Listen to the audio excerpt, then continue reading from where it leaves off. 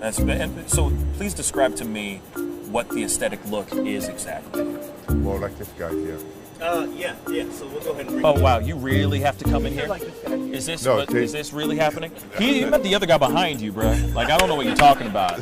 I'm right into that bad boy. You can stay right there, behind the camera, behind the camera. No, see now you got me jealous now. That's okay. That's not no, fair. but you're more in the category like Wilfred Arnold. Okay? My man. Yeah. Arnold Ferrigno. Huh? Okay. Aesthetic.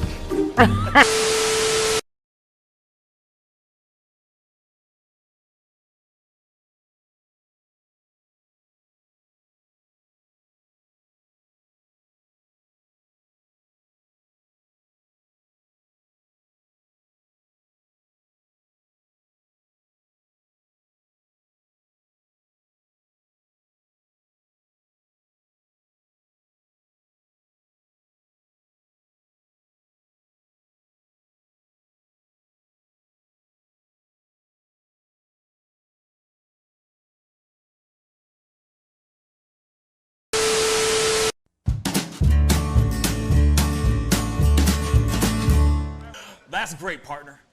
You two ever go out place everything in its proper place? That does not make sense, but we usually do go. We head to Kroger's, and we work. Yeah. I've got a lady waiting for me back home also. She has the most beautiful scrotum.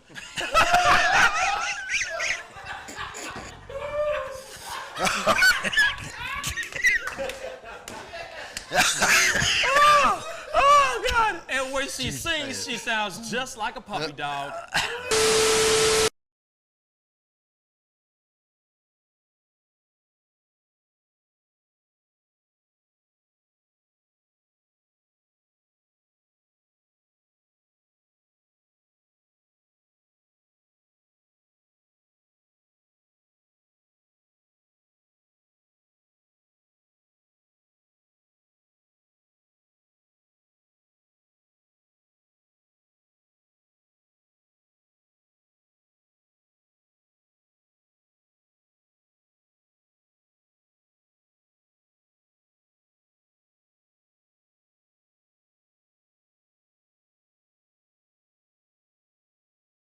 How do you nail a photo?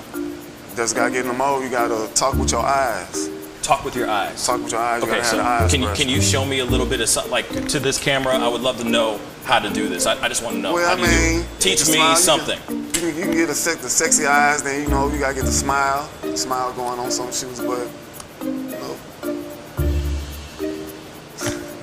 Wait, hold up. You got. I gotta when try it's this time, with when, you. it, when it's Hold time on. to laugh, I gotta try you this gotta with think you. of something funny All and start laughing. Do it again. Do it again. How do you do it?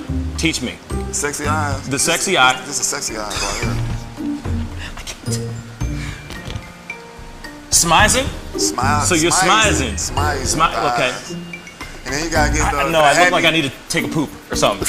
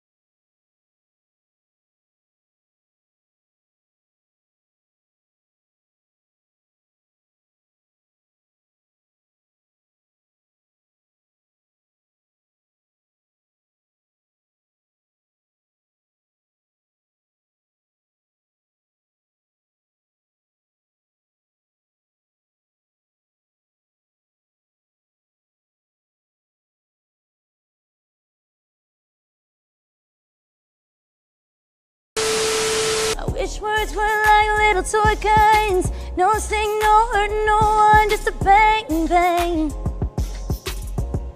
Right? Is that it? Yeah, it's something like that. Just a bang, Toy bang, guns. rolling off your tongue. Toy guns. It's no smoke, no Bang, bang. bullets. Water guns. All right.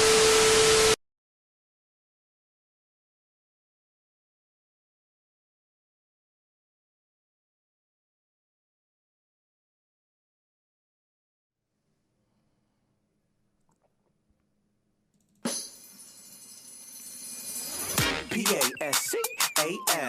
You are now rocking with that dude Pascal. We be going wild, Haitian in the building, so original. Got the haters catching feelings. Get your hands up to the ceiling and keep them held high. Cause St. Louis isn't ready. Forget about it, goodbye. Hold up, we just saying hi. Five somebody, rise up. Weekdays, catch us live. Somebody, let's go. Good morning, everybody, and welcome to the Pascal Show. Good morning, everybody. Good morning. I hope you all are doing well out there and enjoying your Tuesday, because it is Tuesday. It's the second Monday part 2.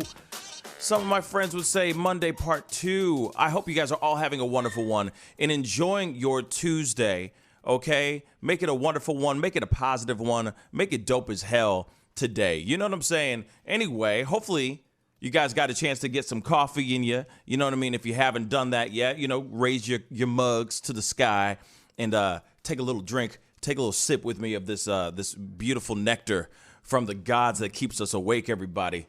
Cheers to a wonderful, wonderful Tuesday. Now, the thing is I don't know about you guys, but I'm excited about this week. You may be wondering why. And I said it last night, and I'm going to say it again. Because, well, this is my birthday week. It's my birthday week. So I'm very excited because I was born around this time. You know what I'm saying? This week or something like that. You know what I'm saying? So I'm wearing suits because I can't be in my birthday suit. So I'm going to be wearing suits this week to celebrate life. My life. And Zozo Bob's life. And Kiki of Five's life, because she had a birthday a few weeks ago, too. So let's not forget the other June birthdays in the house. You feels me? Anyway, shout out to all my cancers out there. You know what I mean? Y'all the best cooks, best lovers. You know what I'm saying? Best people on this earth.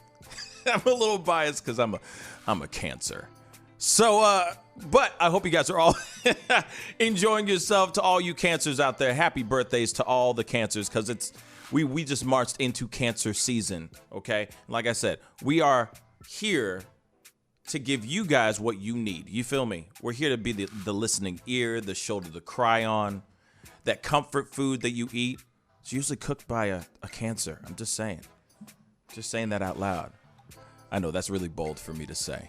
There's a lot of other, zodiac signs that are great cooks. And there's a lot of people out there that aren't Cancers that are great cooks as well. So just saying that out loud. You know what I'm saying? But anyway, yes, I'm wearing a suit. I'm continuing to wear suits throughout the rest of this week, so it should be a really good time. And like I said before, and I'm going to say it again later on, there will not be any evening shows throughout this week. Unfortunately, I have way too many meetings, way too much stuff going on this particular week. I would love to be able to be there, but no, not today. On the B day, sure. Huh? Yes. But sorry, my girl wanted to give me my dog with like birthday stuff on, and today's not my birthday yet. I mean, it's not my birthday yet. You know what I mean? That's in a couple days. In a couple days, guys. But anyway, for those of y'all who are tuning in and enjoying, the show, feeling the positive vibes, liking the suit at least. Let me lean back a little bit. You know what I mean? Lean back. Hopefully, I made everybody happy. I wore my necktie. You know what I'm saying? And it's a real one. It's not a clip-on. Okay. I'm wearing a tie, Siri, all the way out in Germany. Like, I got roasted from Germany. That needs to be you know what? That needs to be a t-shirt. I got roasted from Germany, all right? Literally, all the way from Germany. No, I'm just kidding. No, I appreciate it. But yes, if you guys like the suit, please hit that like button. Send those loves. Send that like button all the way up. Crush and destroy that subscribe button. I see y'all starting to pile in. I appreciate you all being in and having the conversations with us today. Moving on, I got to bring in my brother in the house. We do have 2 people on, but one of them is a little busy right now. But I do have my boy T in the house. What's up, my brother? What's good, Juan? Good morning, Pascal. Good morning, Pascal family. As always, it's a great morning. Happy to be here again to offer my little bit of advice I can throw in here and there. Ooh, advice. But it's a special week for Pascal. It's your birthday, so every day is going to be great. Building up to that actual day, we're going to party all day and all night. Facts. Oh yeah. Thursday is going to be a whole other conversation in itself, and I'm looking forward to it. I'm going to be having a grand old time throughout that entire day, so it's going to be fun. You know what I'm saying? I'm probably going to be drinking mimosas in the morning. You know what I'm saying? I'm going to keep it fun. I'm going to have some fun on Thursday. Nice. So be ready for that, y'all. We're going to have some fun, kick it, chill, etc. And celebrate life. Shoot, celebrate mine. I know that sounds really selfish because I'm not trying to be selfish here, y'all. I'm really not trying to be selfish, but at the same time, though, when do I get to celebrate me? You know what I mean? Right. Once a year. So I'm going to enjoy celebrating me Thursday. It's going to be fun. It's going to be ridiculous, but fun. Okay? But, just be safe. Shay says, T don't need a tie to look amazing. Oh, thank you, Shay. I appreciate that.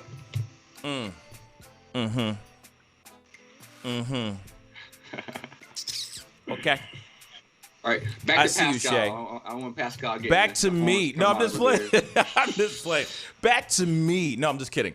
Anyway, Thursday should be really fun just to celebrate life and all that. And have some laughs, kick it, hang out with some people, etc. It should be a good time. So I'm excited to do that. And I'm excited about this whole week. You know, it's been a long time since the panty. It's been a long time wearing a suit. You know what I'm saying? Like now I follow, R.I.P. Shout out to John Witherspoon. But, you gotta, like the bam. You know what I'm saying? Bang, bang, bang, you know bang, what I mean? Bang. You see that? Coordinate. You know what I'm saying? Those. I like that interior design. That's there. what I'm saying, though. That's popping. You know what I mean? Shoot. And my suits have my names. Like I named them. Oh. So they're like embroidered inside and all that. Look at that. But I mean, like each one is called something different. This one's the Pascal suit. You know what I mean? I got some other ones. Like I said, I like wearing a suit. I feel like I'm like Iron Man. You know what I mean? I don't know why. Like the Black Tony Stark. You know what I'm saying? Just saying. Yeah. Shaft, I guess. I don't know. Yeah, Shaft. Sure. You know what I mean? Like it's like a suit of armor for me. Unstoppable. Impenetrable. You know what I'm saying? But anyway, I digress. I'm glad you're doing well, my brother. You know what I'm saying? It's great to see you back on the morning show, which is great. It feels so good. David is here, but he's taking care of something right now. He will be on a little bit later. Trust and believe he will be back on. He just had to jump off really quick, but he will be back. And when he's on, we're going to be chopping it up with him as well. Okay? So, for those of y'all just giving me positive birthday week vibes, please hit that like button down below. Don't forget to crush that subscribe button. We're going to be jumping into some serious conversations and some funny stuff too here today. So be sure to hit that subscribe button. I do this show Monday through Friday, 9 a.m. Central Standard Time, and an evening show, which I'm not going to be doing this week, unfortunately, but I do it Tuesday through Thursday at 7 p.m. Central Standard Time. So please go crush that subscribe button. Don't forget to hit that join button. $4.99 helps me fuel this show so I can give you your stories of the day. Anyway, we got to jump into our first story of the day, and like I said before, I'm not surprised about this verdict. Let me just say all of that with the quickness, okay? I am not surprised about this particular situation. I covered this story before, and this is all about, this is just a very sad story in a very sad series of events. But Ronnie O'Neal III is found guilty of first-degree murder and attempted murder. Okay, so Ronnie O'Neal, if you don't remember, he had a video that went viral just last week. I did a full coverage of his case, and of course, him doing his own opening statements because he was representing himself. He, real quick, he was on trial for the double murder of his girlfriend and his daughter. He, of course, real quick, shot and stabbed his girlfriend multiple times, did the same thing to his daughter, and then also stabbed his son multiple times, then tried to set the whole place on fire, his whole house on fire, saying that these white demons came in to try to kill his family. So he went ahead and instead of having a lawyer defend him and represent him in his case, he decided to represent himself during trial. Now, we saw the video of him going out there saying all this crazy stuff and all that. But that particular video has gone viral. And that's why we pulled this story up, because I didn't know about this story until this trial, which seemed to be a circus. And I'll tell you guys that in a little bit. I watched a little bit of it, and it was an absolute circus. But Ronnie O'Neal went viral for his opening statement, and witnesses are questioning, witness questioning as the attorney in his own double murder and attempted murder trial. In the case, Ronnie is accused of murdering his children's mother and their 9-year-old daughter in 2018, as well as attempting to murder his son. On Monday, he was found guilty by jury after a few hours of deliberation, according to Fox. The jury found Ronnie guilty of 2 counts of first-degree murder and attempted first-degree murder. The trial unfolded over the course of 3 years with shocking moments such as Ronnie's witness questioning of his surviving 11-year-old son and his closing statement. His closing statement, which we are going to hear in this particular clip, is crazy. That's all I can say about that. Okay, but I'm gonna say it out loud because it's in this quote here. He says, "I did kill Kenyatta Barron, but I want to tell it like it is.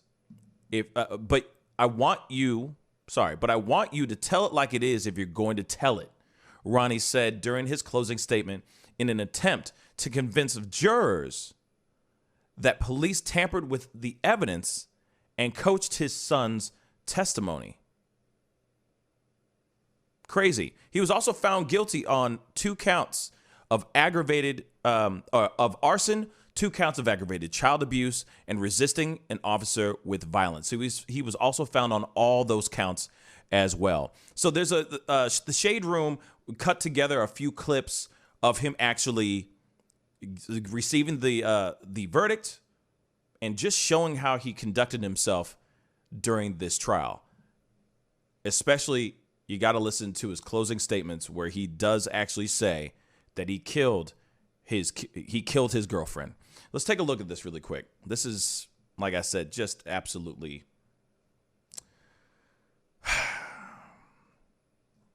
just terrible. Take a look. As a count 1 of the charge, the defendant is guilty of first-degree murder as charged. The defendant did actually possess and discharge a firearm causing death.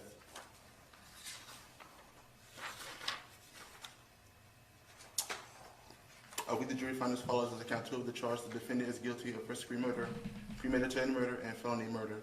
The defendant carried, displayed, used, threatened to use, or attempted to use a weapon.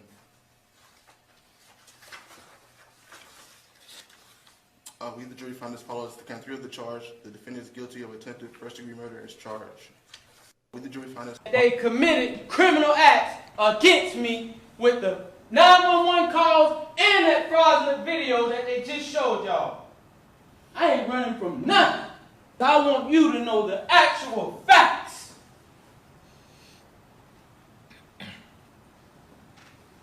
I did kill Kenyatta Barron. You heard him say that. He said, I did. Sorry. But I want you to tell it like it is if you're going to tell it that they committed. Okay, sorry. Okay, for me, it's tragic, this whole situation. I'll be honest. But to me, it's almost comical. Like he got caught cheating, but he's trying to justify why he cheated. Does that make sense? Listen to his response. He blurts out, I did kill Kenyatta Barron. But then you can see like he almost wants to retract it, but it's already too late because it came out his mouth. You feel me? Like, hold on. I'm going to roll one more time so you can hear this. Criminal acts against me with the 911 calls and that fraudulent video that they just showed y'all. I ain't running from nothing. I want you to know the actual facts. And the facts is, dropping the bomb. I did kill Kenyatta Barron. Then he starts to retract it. Oh, crap. Like he poops himself But here. I want you to tell it like it is if you're going to tell it. I want you to tell like it is if you're going to like, see what I'm saying? Let's move on to the next clip. How you doing, Ronnie? Good. It's good to see you, man. This is him questioning his son, who is the only surviving victim of this heinous murder, this grisly murder that he did. Like I said, this man that we're looking at right now, Ronnie O'Neal, took his shotgun, shot his wife, stabbed her, also took the shotgun, smashed it over her head several times to the point where the shotgun snapped in half. This is also the same shotgun that he used on his daughter. Shotgun right in the neck. Shotgun wound in the neck. He stabbed her several times.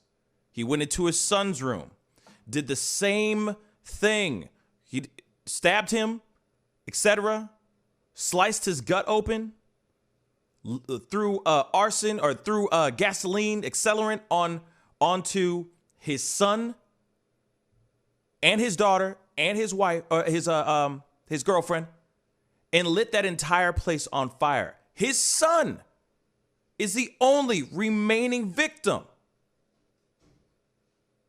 surviving victim of this heinous and grisly crime. And now Ronnie is about to question his own son. Right now. Did you see me shoot your mom? No.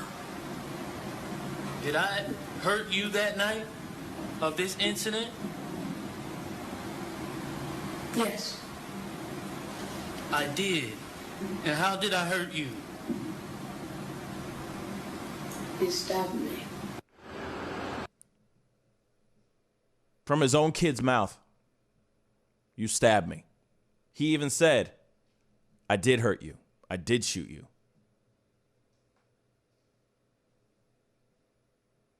What? And of course, this is the viral video of his opening statements. That law enforcement tampered with evidence to meet their such high burden of proof. Now, here it is. Okay. We've seen enough. We already know right now he has been found guilty of all counts, of everything. He went up there, tried to defend himself, I guess. I mean, do you consider that defending oneself when you are admitting that you've done some bad? When you're admitting that you killed the mother, that you stabbed your son, you're representing yourself. Clearly, that man was not in his right mind. He's still on this planet. He clearly is not in his right mind. Yet he was still defending himself. And the courts decided that he was competent enough to stand trial. But if you're going to, I feel like it's a dead giveaway, right? It is a dead ass giveaway that you are not competent if you are willing and adamant about representing yourself in a double murder trial. Clearly something's not right with your head if you're willing to do that. Now, I am not sitting here saying that he doesn't deserve everything that is coming to him. How dare he even be able to have a trial? They should have just been like, he guilty. Bye. Close the door, throw away the key. But he clearly is not fully competent, but they still let that happen. They still let that whole display happen. Let me tell you something really quick, and I'm going to bring the fellas in. David's here too. Let me just say something really quick, because this is what really upset me more than anything in the world. I watched some of the statements, that he had yesterday, his closing arguments, right? And I'm watching how he's displaying everything. He's pulling out photos of his daughter, how they found her. Her body almost burnt to a crisp. And he's showing these in his closing statements. Like he's trying to make a strong argument about something that he's not making a strong argument on. This whole thing was a losing battle for him to begin with. He is looking at the death penalty. He is looking at some serious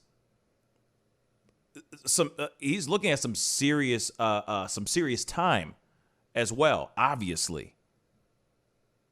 But if you know that this person's not all the way there, would you let something like this happen? Let him represent himself? Really? Wouldn't they sit there and say, we have to make sure that you have the right kind of lawyer, a lawyer at least? I mean, the lawyer can sit here and say all the stuff that you are saying. He could be the worst lawyer in the world, but at least it's not you defending yourself. This wasn't a situation where the lawyer said, "Nah, I can't represent you at all. I can't. I'm sorry. You're going to have to find somebody else." That wasn't the situation. The situation was he wanted to represent himself. Wouldn't that be a sign of like something ain't right with this man? Something just ain't right. Again, I repeat, I'm not sitting here saying that he shouldn't have been found guilty, but this circus of a trial probably could have been shortened, nipped in the bud. Could have been shortened if it was going to be like this. Because he's clearly, if he's going up there and saying, I did it, then what's the point of having a trial, bruh? Okay, you admitted it. Okay, so you're saying not guilty, but you're saying that you did it. Doesn't that seem like he's not competent enough to be in a trial? Fellas, what are your thoughts on this? Hi, David. Hey. I mean, I generally agree here that he's not doing a great job of defending himself, but ultimately it is his right to choose to do that. It's generally a thing you shouldn't choose to do, but yeah, he chose to, and he's got to deal with that right now. So I'm not really sure what he's trying to go for here. I think he's just trying to get maybe a mistrial because of faked evidence while admitting everything he did, so that it kind of gets wrapped up in it. But yeah, I don't know, man. I think he's just trying to maybe he's just trying to get away from that death penalty or something. I don't know. I do think he's going for, like I said, I think he's going for the mistrial because he's definitely not going to try and get himself claimed as innocent. He's acknowledged that he's murdered people and stabbed his son. However, I guess he's just like, because if there is a mistrial and if he points out that there is false evidence and it's true, that will get the case thrown out. So that's probably what he's aiming for, I think. I don't think he's trying to get away with this so much as trying to reduce the consequences of it. Now, Mark Jones said something really quick before I throw it over to T. He said, not really, Pascal. He could have had a different, worse outcome if he had a public defender. How do we know that, though? Right? Because there's a lot of things, there's a lot of loopholes, I would assume, that a lawyer might know more, right? How to jump through that hoop or find find some sort of, like I said, some sort of loophole and give him a proper trial. Now, like I said before, I'm not defending Ronnie O'Neal at all. All I'm trying to say is that it just seems a little weird to me that they would let that happen. He's clearly not there. He's clearly effed up in the brain. He did not claim. He did not go for the insanity plea at all either. He just said he wasn't guilty. But then later on said he was the one who did it. See what I'm saying? I'm not sitting here saying that, like I said, bury him under the prison. What he did was absolutely mind-blowingly wrong, right? Just disgusting and heartbreaking. But that's just, like I said, just it was such a weird trial. And then you could see the look on, like, while he's doing his closing statements, closing arguments and everything, you could see the look on the judge's face the entire time. She just has this look of absolute disgust. Like, when is this going to be over, right? And this man has the audacity to pull up photos of his dead family members that he killed on his projector screen. Like I said, just the approach and how he did everything, it just to me seems like a pointless trial, an absolutely pointless trial. Nothing was gained from it except him being found guilty, which is great. But I feel like there was nothing, like, they could have just said, you're guilty. He could have walked in and just said guilty and be done with it. You see what I'm saying? That's just my personal opinion. But T, I haven't heard from you yet. What's your thoughts, man? I'm speechless. I mean, the way you describe the horrific details of the criminal acts was too much for me to even fathom. I don't know why after his initial opening statements, the judge didn't cancel the trial. I mean, he needs to be evaluated by a criminal psychologist, and should just put him away. I mean, for him to go through the steps of a trial, and I know by law we all have fair process, but he shouldn't be allowed to even cross-reference his own son, who he himself victimized.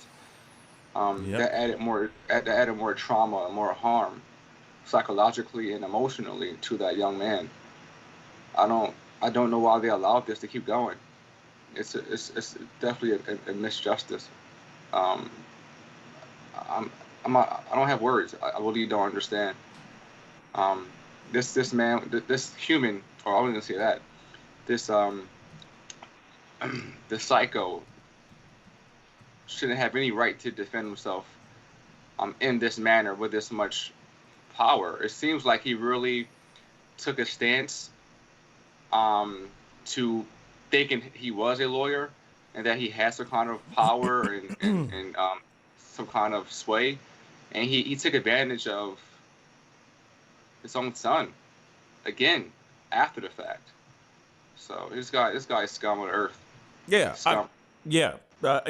T, I'm with it. Like I said, bury him under the prison, may he rot in prison, etc. because what he did is just unspeakable, right? It's unspeakable and unthinkable for someone to do something like that. It's just absolutely insane to me. But yeah, this whole the series of events, bringing your child back into it, you know what I'm saying? Who is already dealing with it, traumatized by it, will be mentally and physically scarred from this situation. It's scary. It's extremely sad. Jasmine says, however, point being, since when are the obviously criminally insane allowed to represent themselves? This is exactly what I'm talking about. And I'm not trying to say he deserves justice. No, please. I would have thrown the book at him right when he walked into the courtroom. I would have been like, bye. But they said he wasn't competent before. That's why they kept delaying the trial. Then suddenly he's competent now, but he's not. If you could see how he's presenting himself, if you see he's representing himself, you see what I'm saying? You see his opening statements and everything. You're like, bruh, he's not. Yeah, he's able to have a conversation. You know, I don't know what he was like even 6 months ago. You know what I mean? Leading up to when they finally made the decision to say, oh, he's competent enough to go to trial. Right? I don't know what they do if they're sitting there going, you know, I don't know if there's like a physical evaluation or something like that, and, you know, flashing a flashlight in his eyeballs to make sure he's physically I don't know. But at the same time, it's like, wait, you were holding off for a while, and then finally it decided to put the trial on because you say that he's competent. This display does not show me that he's competent, in my personal opinion. But like I said, him guilty, been guilty before he even walked in that piece. It's just From weird. what I can tell, Go ahead, David. Ultimately, it's up to the judge whether or not he has a mental, or if his mental health keeps him from being able to represent himself. So it seems like typically, and I think they did this in this case, they have to do a psych eval beforehand to see if they're competent to defend themselves, because it's treated as different from being competent to stand trial. So it's up to the judge to request a psych eval, and it seems like that did happen. And I guess the judge decided that based on the psych eval, he was fine to defend himself.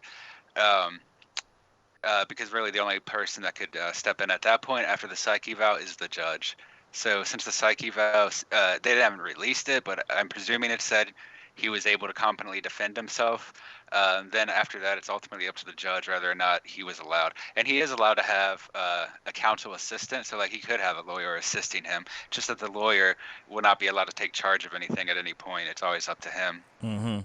Yeah. Like I said, this whole situation is, I mean, you know, from the crimes that were committed to this whole trial, it's just an absolute ish show, and it's a complete circus. And like I said, you know, my thoughts and my prayers go to that little boy, and of course the family members that were lost, and the family members that are still grieving over this particular murder. It's terrible. You know what I mean? I've never seen this happen before in America, where they allow someone in this man's psychological state to be his own representation of an attorney in a case like this. I mean, imagine a mass murderer or mass shooter, serial killer, allowing themselves to represent themselves as a lawyer and then cross-reference their victims. I mean, this has probably never happened before. I mean, not this publicly, at least. I mean, the judge dropped the ball here, and I think that she should be held accountable. I mean, the son is ruined even more after this. I'm justice for the son. That's how I feel. I mean, there's no way he should allow this psycho to self-examine his own son, who he stabbed and shot and killed the mother and sister already, and burnt them alive, afterwards. This is beyond belief. That's happening publicly right now. Disgusted. That's, like I said, it's insane. This whole story is everything is just insane. And like I said, as soon as he walked up and did his opening statement, they should have just said, "Hey, why don't you just sit down? We're just gonna do the verdict now, because clearly you did it, and what you did was wrong, and you should get punished within the full extent of the law." That's what I think. You know, instead of putting him through this display, having that circus of a representation. Just personally, it just makes me feel some type of way. I do not like it at all, whatsoever. But like I said, he's getting what he deserves. Absolutely. I just don't like how they just let it go. And of course, they got to do what they do, right? And let him have a fair trial and everything. But I feel that they should have said, hey, you need legal representation, period. We cannot continue until you get legal representation. That's just my personal opinion. He still would have been found guilty and all that, but at least we wouldn't have this display showing this man who clearly is not mentally stable at all. I don't think he was competent, in my personal opinion. But he definitely got what he deserved, for sure.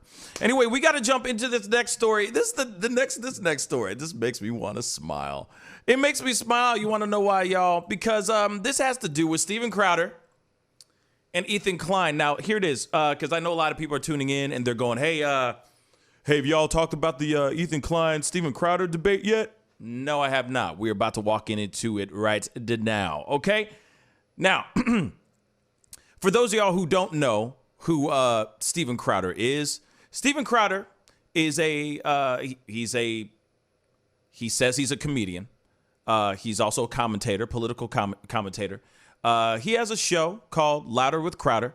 I've done a couple of videos, pop-up videos and stuff. I've covered his show a couple times. Me, myself, I'm not a huge fan of this man. I'm not a fan of his show. I'm not a fan of his personality. I think he's a bigot. I think he's a racist. I think he's everything you can think of that is bad and negative in regards to the stereotypical, the stereotypes of what they say Republicans are right now, which is just bigoted, racist, such and suches. I think he's a bad representation of the Republican side, of the conservative side. That's just what I think. I think he panders. I think he's a grifter. I think he does everything to get a quick buck, etc. On the right side. Okay? That's just my personal opinion. Not a huge fan of him. But I also do believe that he deserves to have his platform, etc. He's been dealing with a lot of stuff with YouTube, saying that he was going to, do some lawsuit with YouTube, but apparently that's not entirely true, I guess. I don't know. This is just speculation, and these are just rumors. But he has a show. He's kind of like a conservative Howard Stern. Yeah, except more racist. And not doing blackface, but he'll do everything else and make fun of every race under the sun. Yeah. And he says he's a comedian. Let me just say that again. He says he's a comedian. Moving on. Now, Ethan Klein has a show called H3 Podcast. He has a very big platform. I forgot how many subscribers he's got. He's got millions. He's got a couple. I think he's got 5 million or something like that plus, right? 6 million, I think, plus subscribers on his channel. People tune into his show. He has his own show. Now, the thing is some people think he's great. Some people don't like him. It depends on what you like, okay?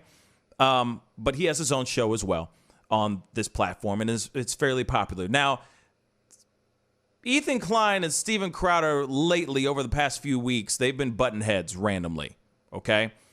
And so there is this story about Steven Crowder. This is important. This part is important, and I need to show this to you guys because this part is very important. It's an important key to this whole debate, okay? So there's another show called The Majority Report, okay? That's hosted by, he also says he's a comedian as well, and political commentator Sam Seder, okay? Hopefully I'm pronouncing it. Maybe it's Seder, Sam Seder?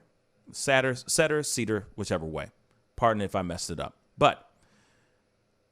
And thank you, Mr. T. or thank you, T. He has H3 has 3 million subs. My bad. Sam Setter has about 1 million subscribers, and his show is called The Majority Report. And he has like a very straightforward political talk show, and all he does is talk politics and all the things that are going on in the world. Now, Sam is more much on the left, okay? And yes, I like his stuff. I think he has a really good show for what he does, right? It's very straightforward. It's a simple podcast or simple political talk show, and he talks about everything that's going on. And he's very, very well read. He's good at what he does. Okay, so allegedly back in the day, Sam Setter and Steven Crowder were supposed to have a debate at Politicon, and apparently that did not happen. Why? Because Steven Crowder allegedly got cold feet. Okay, now this piece is very important, what I'm saying here. Okay, but I do have a clip from H3 podcast. One of his producers and kind of like a co-host guy is on here explaining the story behind the debate between Sam and Crowder. Let's take a look. This is not going to make sense to a lot of people, but just because I feel like there's a decent chance Steven Crowder will see this, and this will be the only time that I get to say this. Debate Sam Setter, dude. Stop being such a pussy. I know that your dad doesn't want you to, and you know, but that was a long time ago. That was you're 3 years older now. It's time. It's time to debate Sam. So, do you want to give some context to that, Dan? There's a political YouTube channel called The Majority Report, and the host Sam Setter is one of those. Like Steven Crowder, he's a guy who likes to debate, and they had scheduled a debate at a big political convention called Politicon. That they, it was all like arranged and it was settled and everything. And Sam got a call, which he recorded and played on his show, which is what makes it so good. So we can validate this story, where they explained that Steven had backed out and had gotten cold feet, which earned him a nickname, Cold Feet Crowder, which go to any of his tweets on Twitter is just, to this day, it's full of that. And then they revealed that his handler, his agent, is basically his dad, and his dad called them and was like, he can't do it. Why? Probably because he knew he was going to. Because Sam Setter isn't. Yeah, he's not a fucking 19-year-old college student. He thought this he might actually ruin knows his what he's career. talking about. Yeah, he was going to get embarrassed, and his daddy said no. Yeah, his daddy said no. His daddy's looking out for him. So, Daddy, do you like my holster? Does it make me look big and tough? So I don't know. I never thought I would get the opportunity to send a message directly to Crowder, and so I'm using this opportunity to say, Daddy, debate Sam Setter, please. Fucking owned. Good shit, Dan. Now, here it is, okay? Steven Crowder has a segment on his show called Change My Mind, okay? And in my personal opinion, I think it's very clever, okay? I don't like it. Hold on. I think it's a clever, gimmicky type of thing that gets a lot of people to tune into his channel that may want to see that kind of stuff. And his whole Change My Mind gimmick or segment is where he goes out. He'll go out to college campuses. He'll set up a table, get a microphone and put a sign on the thing where he'll say, there are only two genders, change my mind. Or like, all lives matter, change my mind, right? And he'll get a whole bunch of college kids showing up and trying to debate him. Now, the thing is he's known for doing this, right? But these kids are just kids. They're not professional debaters. They don't know. They're not fully read on everything. They have their own personal opinions about things, but they don't have all the stuff that he has. You know what I'm saying? He has producers. He has a team. He has people that are looking at his stuff all day long, and giving him talking points like crazy, right? Wrong on that. So the thing is when was the last time he had a decent debate with somebody who actually is known for debating? Don't worry, I'll wait. No one. It's been a while, okay? It's been a while since he's actually debated somebody on his show. Usually he goes on, he brings people on, and he just straight trolls them, right? He just trolls people all day long, all right? So, as you heard in that clip, the crew guy, I don't know his name, I'm sorry, but he was sitting there saying, hey, you need to actually have a debate with Sam Seder. For some weird reason, he is so nervous about doing this debate with Sam Seder, which makes no sense. But he was so down to debate Ethan Klein because they've been butting heads for the past few weeks. So we are circling back to the beginning of this story. All right. Now, he said, I'm down for it anytime, any place. Let's go. So Ethan Klein, Steven Crowder get into a debate, or they actually meet. They're getting ready to conversate. And the most hilarious thing happens. Take a look. So where do you think that I'm wrong on that? Steven, do you know that the Spartans are like practice man love with children? Oh, geez. Okay, so this is what's going to happen. What did I tell you? He was going to do anything he could to avoid. Oh, there he is. Oh no, Sam Seder! What a fucking nightmare! I had no idea this was going to happen. I thought Ethan was a stand-up guy. This is where we are. Yeah, I told Dave.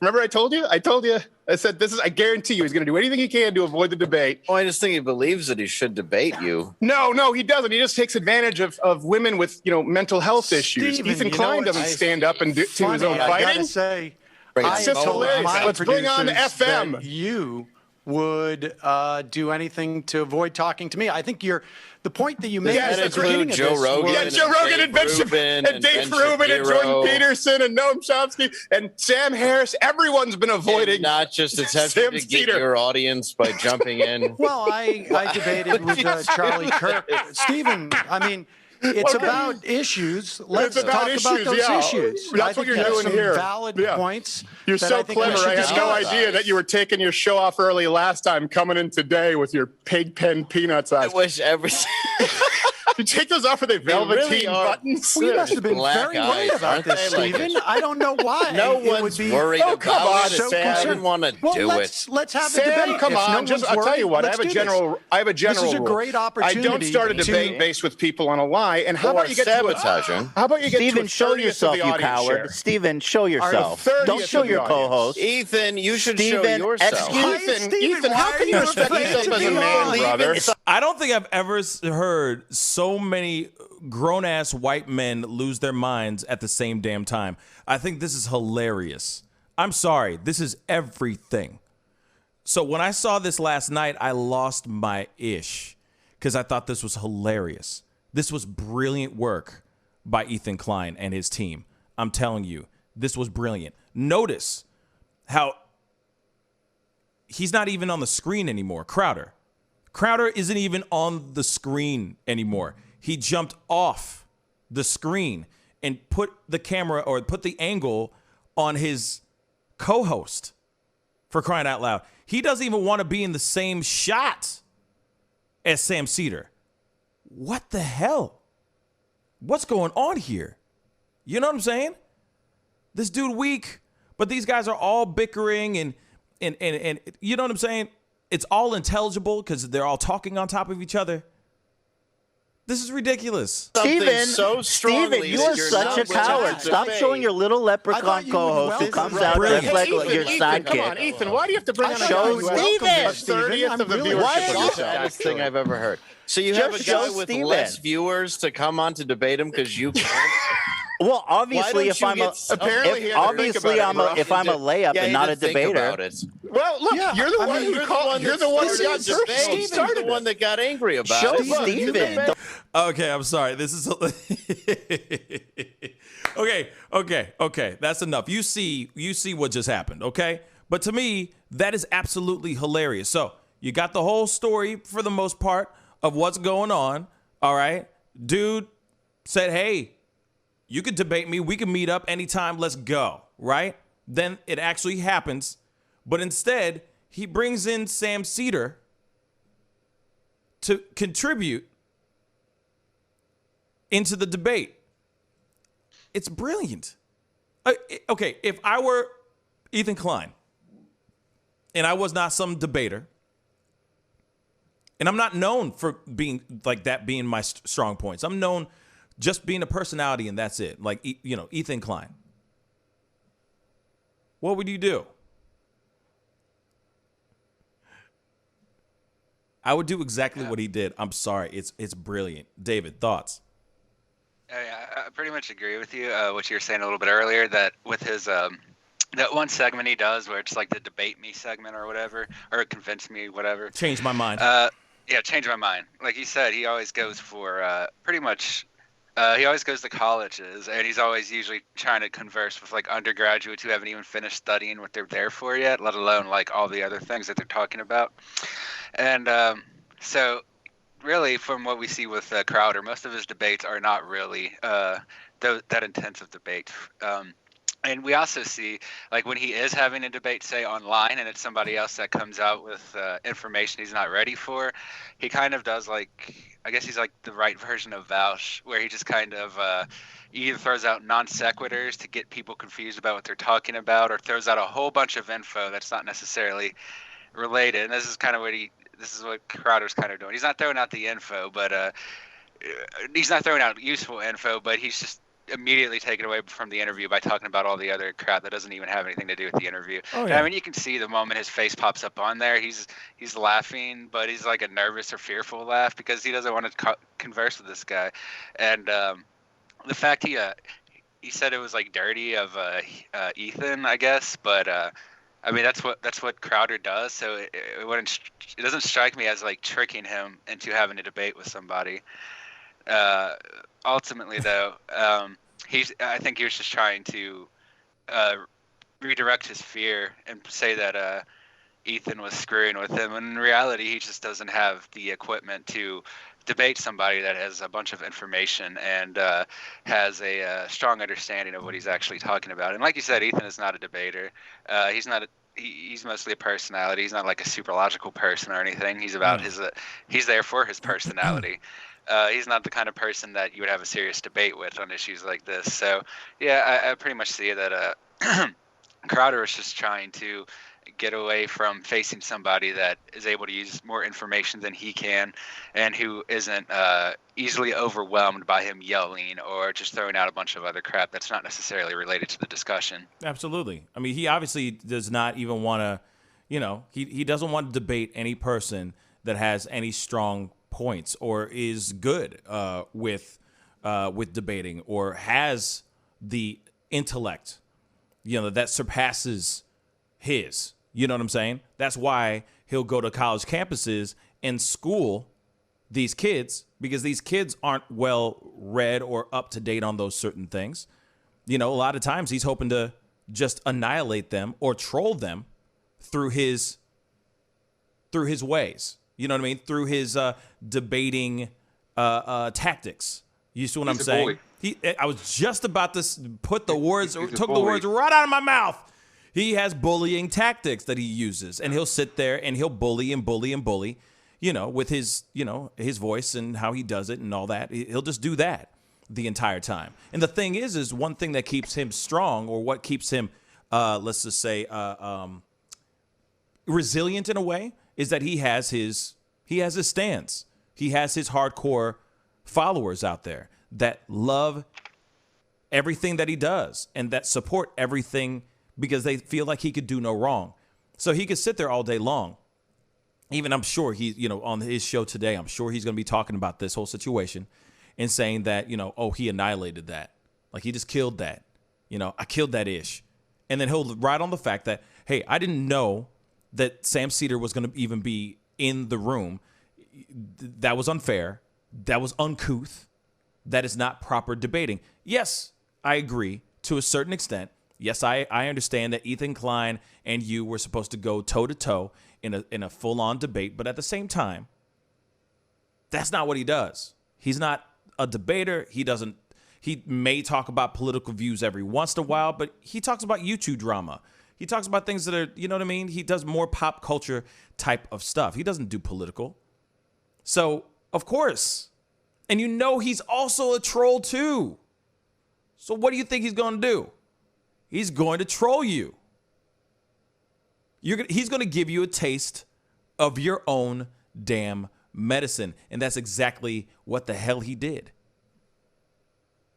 I thought it was brilliant. I'm thinking like, acts like Steven Crowder. I mean, they're playing with, with house money. I mean, he is the casino in terms of his platform. Meaning like he's going to win most of the time because he sets the stage for himself to win. He picks the topics. He picks the population he's going to interview. He's like a middleweight fighter picking a featherweight to fight every time. He's going to win because he's already designing the entire competition. But when a heavyweight comes on stage, like the Cedar guy, he backs out because he already knows he's outclassed. So it's a gimmick. If anyone's following Steven Crowder like he's like a god, or what he says is gospel, then they're not thinking outside the box. They want to hear someone, who sounds like them in a more articulate kind of way, and it reaffirms that their feelings is validated. But if no one challenges that thought and make you think for yourself, then the whole thing is a facade. These YouTube acts are interesting because you're going to have your fan base. You're going to have people who are going to flock to you if you speak to the core of their beliefs. Mm-hmm. That's with anything.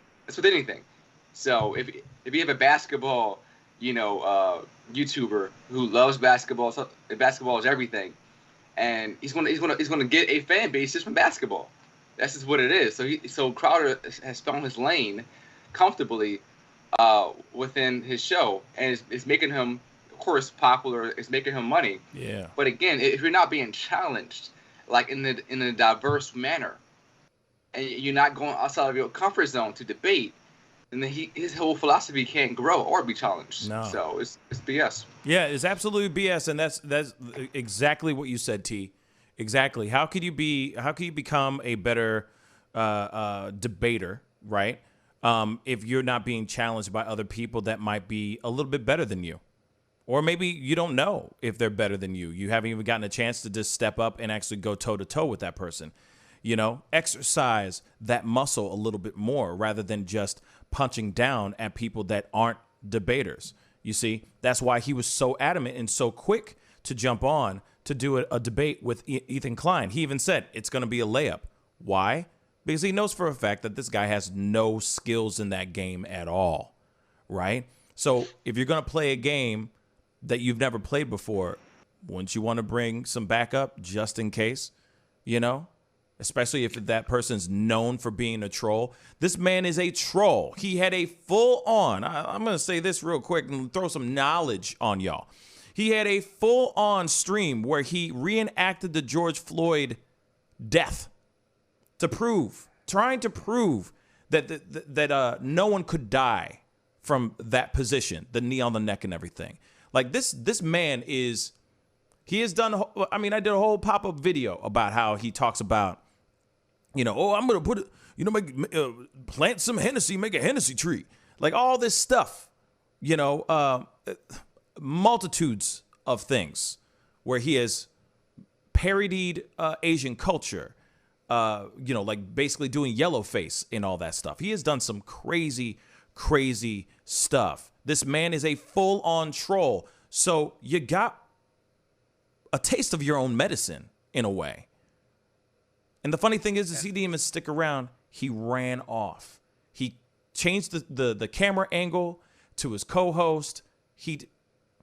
Ridiculous. Then also, from Joe King, he said something along the lines of that Crowder even canceled it again. Like he canceled it before because of fear of maybe Sam Cedar being on the show. And he said that he had a family emergency, and that's why he couldn't do the original planned time for this particular debate, because he had a feeling that Sam Cedar was going to be on. And then, of course, boom, Sam Cedar's still there. You know what I'm saying? They trolled the hell out of this guy, and it was exactly what he deserved. David, what were we going to say? I was going to say, just kind of touching on what both of you have said a little bit, that basically he's a bully, more or less, or a troll.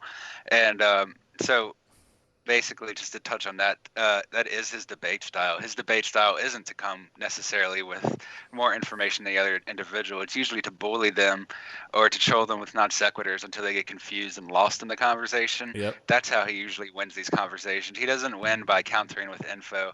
So I don't think it's really reasonable to expect him to do anything to try and evolve his debating style, because his debating style isn't one looking for a consensus of fact. It's a debate style designed just to win, and that's pretty much it. And that's what his debates usually are. He's trying to win. He's not trying to, come to a new synthesis of information or to learn himself or just to like provide part of the education. He's there to win and convince people that he's right. He's not there necessarily looking for more information. And that's why he depends on those bullying tactics, because if the information contradicts what he wants to say, all he has to do is silence his opposition instead of actually countering the issues that they're talking about. Yeah. And I keep saying this before, and I'll say it again. He definitely got a taste of his own medicine in a very funny, very, very funny way.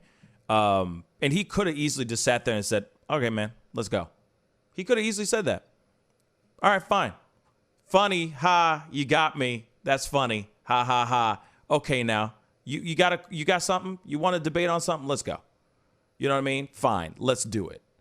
It should be ready for any time. Ready? Right? You should be just ready to be all loosey-goosey and ready to rock and roll at any time. But he is known for, as you said, he has his own bully tactics where he'll just sit there and just keep calling him the Velveteen Rabbit. I don't get it. Maybe he's trying to say he has Sam Cedar has beady eyes or something like that, but he was just constantly saying, oh, yeah, the Velveteen Rabbit, I bet you took off your glasses, those eyes would be buttons. I'm like, I don't know what he's talking about, y'all. I don't know what's going on, but he kept saying that. And that's one of his tactics. He just keeps trying to roast them instead of actually counter responding with an actual rebuttal. He's not coming back with facts. He just sits there and goes, oh, Velveteen Rabbit, you look like a little bunny. Huh? What? Okay. But like I said, that whole situation was everything to me. Everything to me. But anyway, we got to go to a quick commercial break, and when we come back, we're going to be doing our world news brief. We'll be right back. This is the Pascal Show. Bye.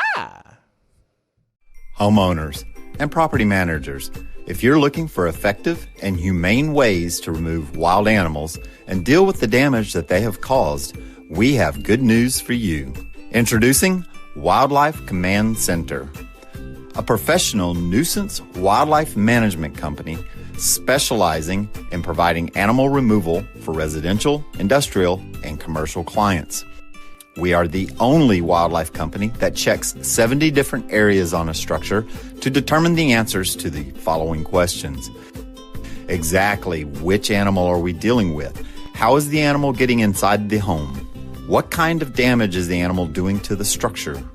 Once we get the answers to all of these questions, we develop and write up an action plan to resolve the animal issue completely and provide a quote to implement that action plan. We perform a very in-depth 70-point wildlife inspection. From visually inspecting the highest point, the chimney, to physically crawling inside the attic space and looking for animals, chewed wires, fecal matter, chewed structural wood. We inspect everything. Our inspection process covers all of the following 70 points: animal-proof chimney cap, roof ridge vents, roof to soffit junctions, dormer fascia, attic gable vents, gutter lines, fascia trim, garage door, utility penetrations, water, gas, electric, and cable, bathroom vents, attic roof ridge vents, attic electrical, wiring, junctions, boxes, and lighting, concrete decks, additions, wooden crawl spaces, basement plumbing, penetrations, ceiling, floor, and wall, Wildlife Command Center's mission is to deliver the finest quality wildlife removal and pest control service that is safe for the environment. For more information, call us now.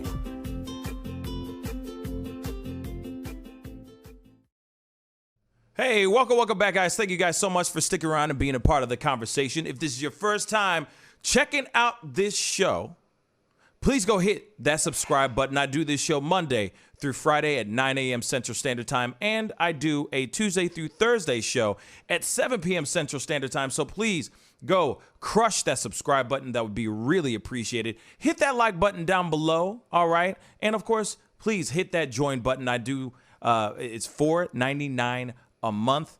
Helps fuel this channel so we can keep giving you your stories of the day. So please definitely crush that join button as well. Oh, and also, if you can, please go over to the Pascal Show clips and crush that subscribe button over there. That's our secondary channel. That would really, really mean a lot, okay? I would really appreciate it, all right? So go over to the Pascal Show clips, crush that subscribe button. That'd be really appreciated. Anyway, we got to go into the world of news, the things that are going on in the world. There's a lot of stuff that's going on. David's got the stories for you. All righty. All right, David, what's going on in the world, man? You're on mute again. We have one story in the U.S. I'm going to cover real quick. Shoot. It's so unfortunately, in Tallapoosa County, a girls' ranch ended up having a crash right outside of their area in Alabama on Saturday, and 8 girls were taken from that location and later pronounced dead. The ranch provides a home for neglected or abused school-age children, according to the Alabama Sheriff's Youth Ranches, and it's a nonprofit that manages the Tallapoosa County Girls Ranch and others across the state. The Youth Ranch CEO told CNN that we lost 8 young people that can make a difference in our world. We lost 8 young people that didn't have a chance to have their own children, and we lost 8 young people that can't break the cycle of where they've been and change it for their children. Right now, they have begun an investigation into the incident, but this was a major pileup. It involved 17 different vehicles, multiples of which caught fire. The accident happened on the I-65 northbound, as then there was a tropical storm dumping heavy rain across the area when it happened. In the Philippines, their president, Rodrigo Duterte, is coming out with new guidelines, and he is promising that anyone who does not get the shot, that they will end up going to jail. He ends up promising that if you will not agree to get it, you have to leave the Philippines, go to India or to America, or he will come and personally force you to take it. So far, as per usual, a lot of people in the Philippines are protesting against his degree of authority, which he often exploits against the local population. In Spain, the Spanish government has formally pardoned 9 Catalan separatists who were convicted over a failed independence bid in 2017. The leaders were imprisoned after being found guilty of sedition in 2019. 3 others were convicted of disobedience but not jailed at the time. The pardons have sparked controversy in Spain, and tens of thousands have protested about the decision this month. However, the government argues that this move will help calm tensions over Catalonia. And for those who don't know, Catalonia is a region in Spain that has a history quite different from the rest of Spain, probably different ethnicity as well. So there's always been an issue between the two, between mainland Spain and the Catalonian separatists.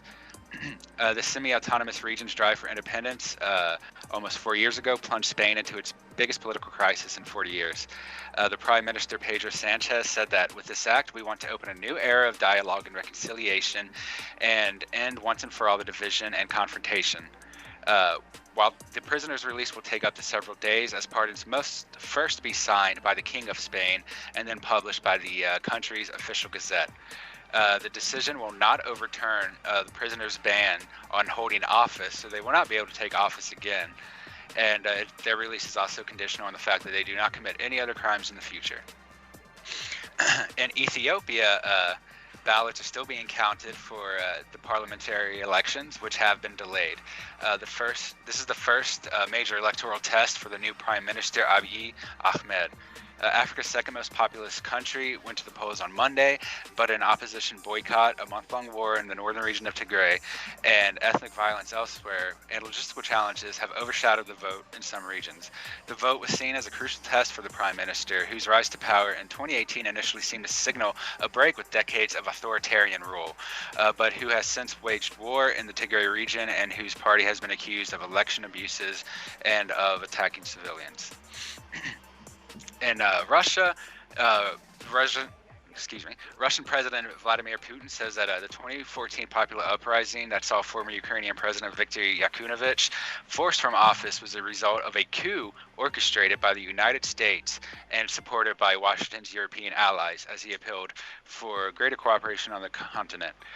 He wrote that this was written in an op-ed in a German newspaper, Die Zeit, to mark the 80th anniversary of Germany's invasion of the Soviet Union during World War II. Putin described on Tuesday the toppling of Yanukovych as an anti-constitutional armed coup.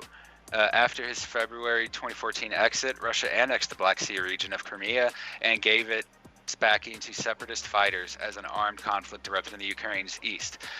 Post-Cold War dynamics, which left the country faced with an artificial choice between siding with the West or Russia, had shaped the Ukrainian tragedy, Putin wrote.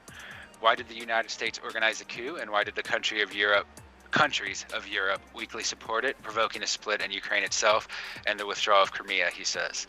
And to remind others, he just withdrew his force from Ukraine 1 month ago after he had received considerable sanctions from the U.S. and the UN over potential escalation of forces there, as well as issues that happened in Georgia a couple years ago, where it is the Russian state is accused of having sent insurgents within the state and attacking locals there. And that's the major news for the world today. Because unfortunately, the rest is related to some things we can't really get too detailed about. Unfortunately, there's a lot of stuff that's going on that we can't, unfortunately, talk about. That has to do with things that we have been dodging for the past 16 months or so. Unfortunately, and it sucks. It really, really sucks. Maybe one day we can talk about it. One day.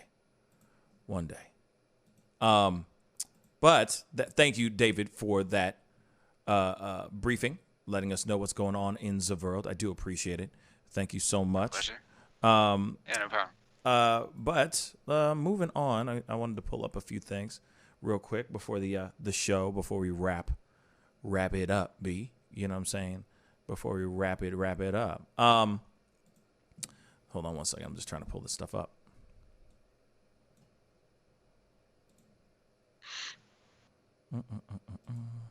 This might interest fans of DC, but they did just record not Val Kilmer, Michael Keaton. Yeah, they had Michael Keaton along with the newest Bruce Wayne, Robert Pattinson, as well as that one guy that played it in Batman vs Superman, Ben Affleck. So It looks like they had all three of them on sets, and they also had multiple Supermans. So it looks like with the next movie, they might be trying to kind of tie in some of the older Superman, including the Christopher Reeves one, as well as Michael Keaton with the current movies. So that might be coming up here in the future, which could be interesting. But right now it's just a scene. It's just shots from behind the scenes that they haven't announced anything, but they do have all those people there in costume right now. So there's probably something going to be coming out of that soon. Probably an Infinite Crisis movie or something like that. That's interesting. Yeah. That is very, very interesting. That's going to be a very interesting. That would be interesting to see. Real talk. You know what I mean? Just a little bit of a left field story, but that's very interesting to see something like that. Now, I'm looking at something up. I wanted to find this full video so we can actually see with our own two eyes real quick. Hold on.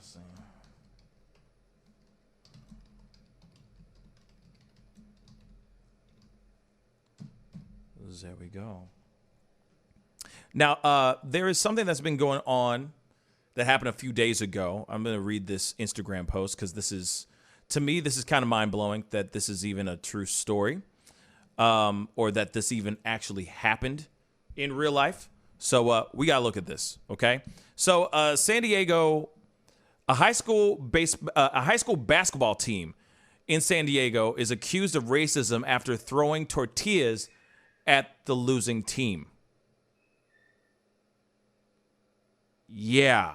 I mean, even I'm reading it out loud right now, and I'm going, what? Tortillas were thrown at the losing team in San Diego, losing basketball team in San Diego, and people are saying that this is racist. Now, of course, we got to read the story, of course. So a high school basketball team in San Diego, California is being accused of racism after throwing tortillas at the losing team, which includes mostly Latino players. It's reported that on Saturday night, June 19th, after a tense regional championship game, the Coronado High School basketball team took the W at 60-57. But before leaving the court, they turned their win into an apparent act of racism after throwing tortillas at their opponents. Reportedly, after the Orange Glen team walked over to the other team for the usual post-game handshake, they were attacked. Orange Glen assistant coach Reynoso said, the head coach and the assistant coach came over to our bench and kind of said some words that were inappropriate and told us that we should take our kids and get the F out because we are a bunch of losers. After much backlash from parents and social media users, the Coronado Unified High School's superintendent released a statement about the incident.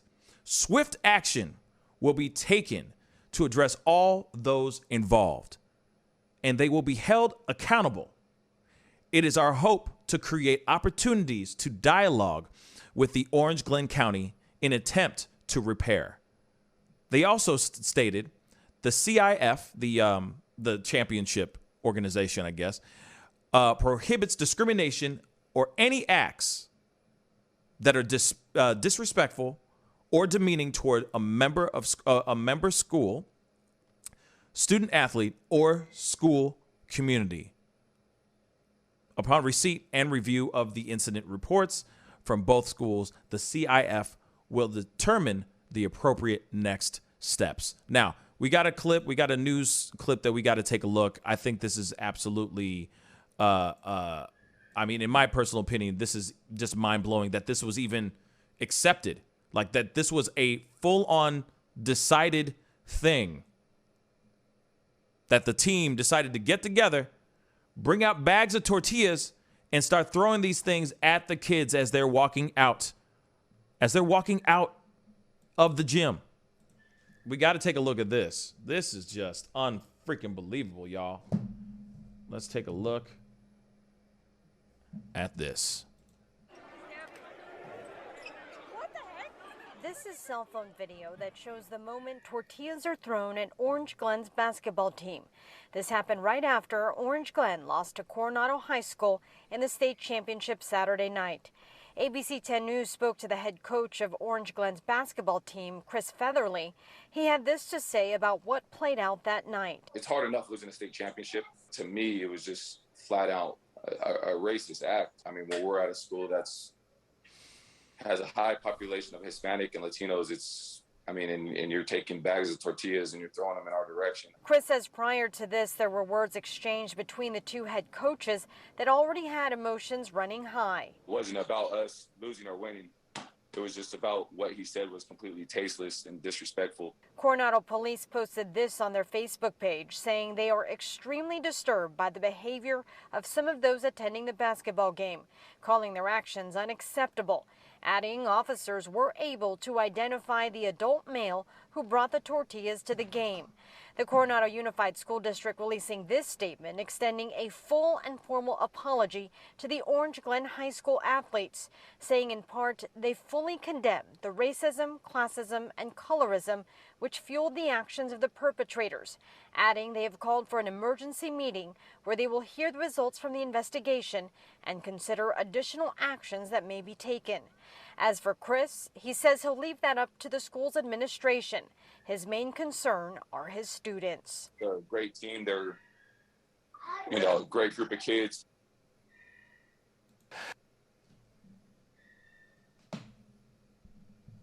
That's a real thing, y'all. That was a premeditated act of racism. Premeditated. And it was a group of people that said, hey, let's get together and throw tortillas at the opposing team at the end of the game. A premeditated act of racism. That is a lot of racist people in one team. It does make me wonder what race the team was and all that stuff. I'm sorry to generalize, but I'm just saying it's just it's just a curiosity that sparks. It's kind of like, who in their right minds would sit there and go, you know what, this will be brilliant. As they leave, after we spank them, hopefully, as we take home the W, we're gonna throw tortillas at the losing team. Here it is. And of course, I'm going to throw it out to the guys and hear their thoughts about this too. But let me say this. First off, you fire the coach. You fire the assistant coach. You fire the coach. You fire any person that was leading and running and coaching that particular team, because you know for a fact they all got together and they made that decision unanimously and said this would be brilliant. And they allowed their students to do that. They allowed that basketball team to do that. Then also, I would let go of every single player. I don't care how good they are. There are plenty of other people that are basketball hopefuls out there. I would annihilate their asses. None of that stuff should be tolerated, period. In fact, I would even go as far as giving the team the W. I would strip them of their win. That's what I would do as well. Because here's the thing. They all it was premeditated. You gotta think about it. They all got together. They said, hey, we got a brilliant idea. Why don't we throw tortillas at the opposing team when we finish the game? That'll be brilliant. The coach was in on it. The assistant coach was in on it. Everybody was in on it. They had a full-on powwow and decided to do this. Like I said, full-on premeditated racism. This story is beyond me, y'all. These are young kids too, by the way. You're molding these young minds. These are young minds that you are now telling them that those types of acts are socially acceptable.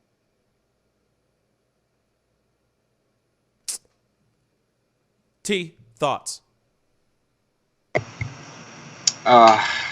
I mean, it's not surprising. Actually, I seen a similar situation happen last week.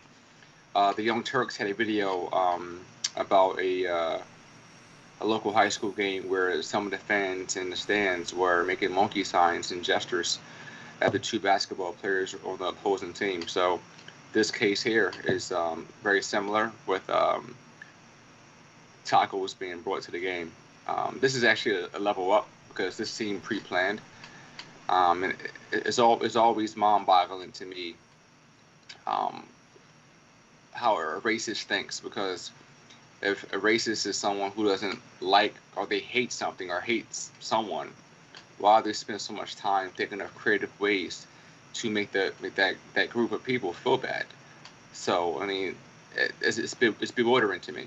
If something is such an atrocity to you, something is such a abomination to you, why would you even think about it or have your thoughts fester on it? So for them to pre-plan this and then execute it, that's sick. It's very sick, and it's something that seems like it will never end.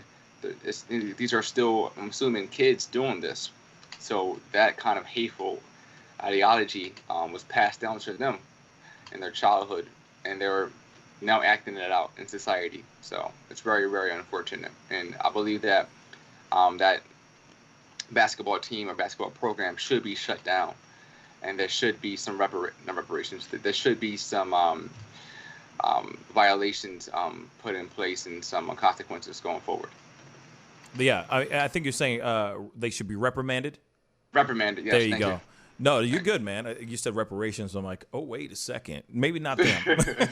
Maybe not them so much. But yes, no, and I agree 100%. David, thoughts? You're muted again. Mostly the same as T. This is one of those things that has been happening a lot, unfortunately. And I mean, I'm not just talking about in America here.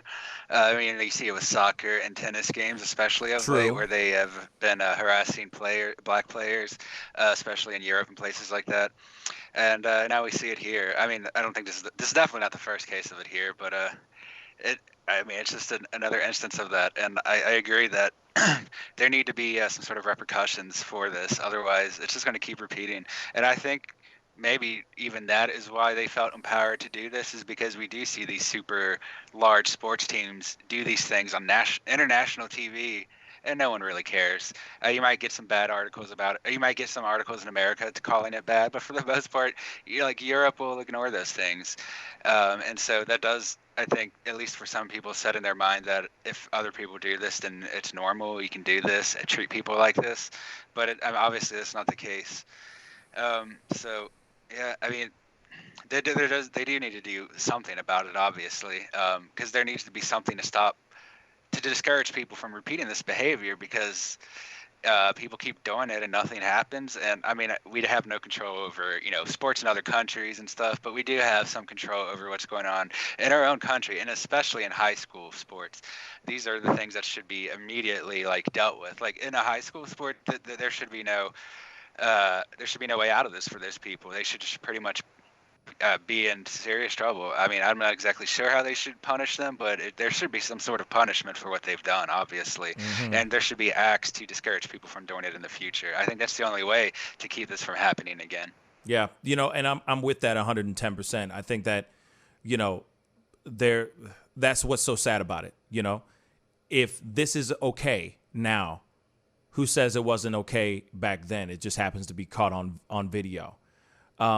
And there's got to be a way for them to understand that stuff like this type of treatment is unacceptable, and it's never accepted in any type of school, And that's what's so frustrating about this story, is that you have the powers that be, you have the leaders of that team, the coach, the assistant coach, going over to the actual team and saying, "Get the F out," because they're a bunch of losers.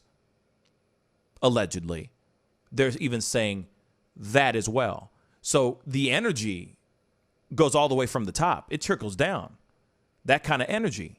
And then for them to actually go and throw tortillas at them is unbelievable. It's like the most ridiculously degrading act you can ever do to somebody, especially if it's something that represents their race as well. Regardless, I mean, getting food thrown at you, see, reparations, reprimanded, is absolutely degrading to begin with. But for them to go, oh, these are a bunch of Hispanic, these are a bunch of kids from the Latino community, let's throw a bunch of tortillas because that's all they are, just a bunch of Latinos. What the hell is that? That's even more degrading. You know what I'm saying? It's like, what if they were black and they were throwing pieces of watermelon and fried chicken at them? Like, that is degrading beyond degrading. Those kids do not deserve the treatment that they received from that particular team and that school. And it all goes down, it all starts with the head coach. And like I said, they should eradicate the entire basketball team and all that. Any person that was involved in that gone. That stuff should never be tolerated, period. Now, the Debate Me channel just said, also point out the fact conservative media will never report a story like this. If the story was bogus race baiting, they would. Otherwise, they have nothing to say. And that's very true. I mean, so far, this is a story that just came out, the past few days. And it's a story that, is hitting mainstream right now So I don't know if conservative media is going to actually cover it, but, that is very, very true. You know what I mean? There's nothing.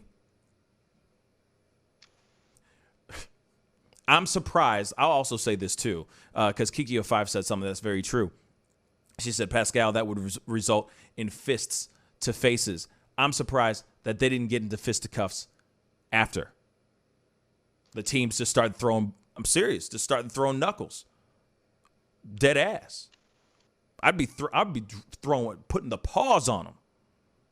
I wouldn't give two damns at that point. You literally took away any decency from you as being a decent human being. So I might as well just knock the hell out of you. Why not? Degrading isn't even the beginning of this whole situation. You see what I'm saying? It's not even the tip of the iceberg of how disrespectful and degrading this whole incident is. And like I said, I hope they reprimand every single student, every single teacher in this situation. T, facts. Twisted T, part deux. But this time, every student from that Corando school gets like a bag of Twisted Teas wrapped up, okay? And they can just start swinging it. Real talk. That's what those kids deserve. That's ridiculous, y'all.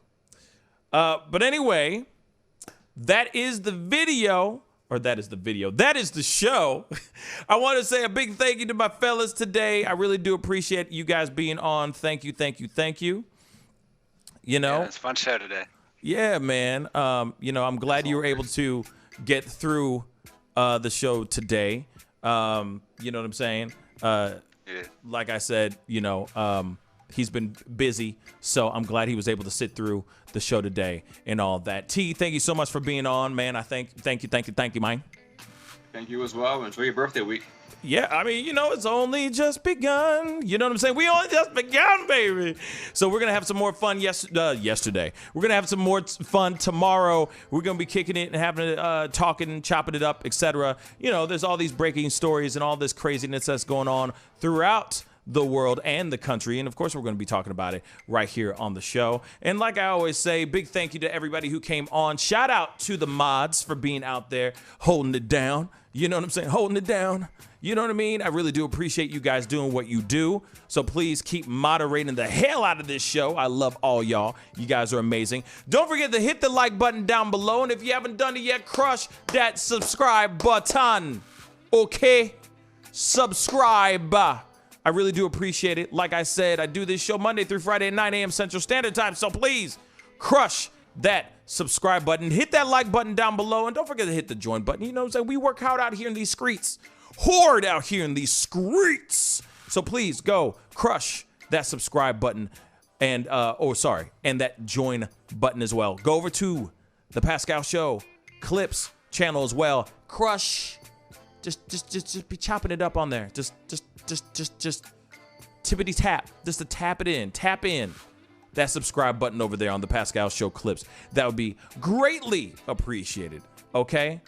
I appreciate it all day. Yeah, no, I'm not. Yeah, I'd be wearing nothing but boxers underneath this. Yeah.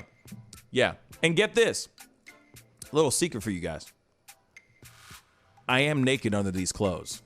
Anyway, it's time to get going. Be good to yourselves. Be good to one another. And I will see you guys very, very soon. I'll see you guys tomorrow morning.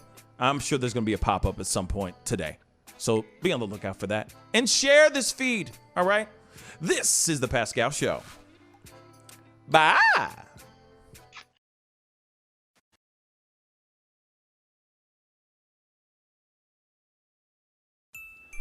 Homeowners and property managers, if you're looking for effective and humane ways to remove wild animals and deal with the damage that they have caused, we have good news for you. Introducing Wildlife Command Center, a professional nuisance wildlife management company specializing in providing animal removal for residential, industrial, and commercial clients. We are the only wildlife company that checks 70 different areas on a structure to determine the answers to the following questions. Exactly which animal are we dealing with? How is the animal getting inside the home? What kind of damage is the animal doing to the structure?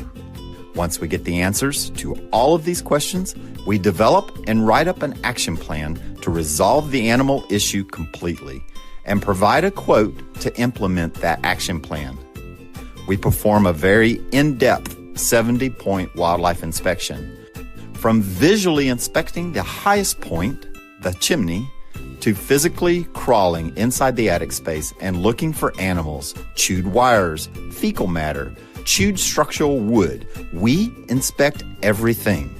Our inspection process covers all of the following 70 points: animal-proof chimney cap, roof ridge vents, roof to soffit junctions, dormer fascia, attic gable vents, gutter lines, fascia trim, garage door, utility penetrations, water, gas, electric, and cable, bathroom vents, attic roof ridge vents, attic electrical, wiring, junctions, boxes, and lighting, concrete decks, additions, wooden crawl spaces, basement plumbing, penetrations, ceiling, floor, and wall. Wildlife Command Center's mission is to deliver the finest quality wildlife removal and pest control service that is safe for the environment. For more information, call us now.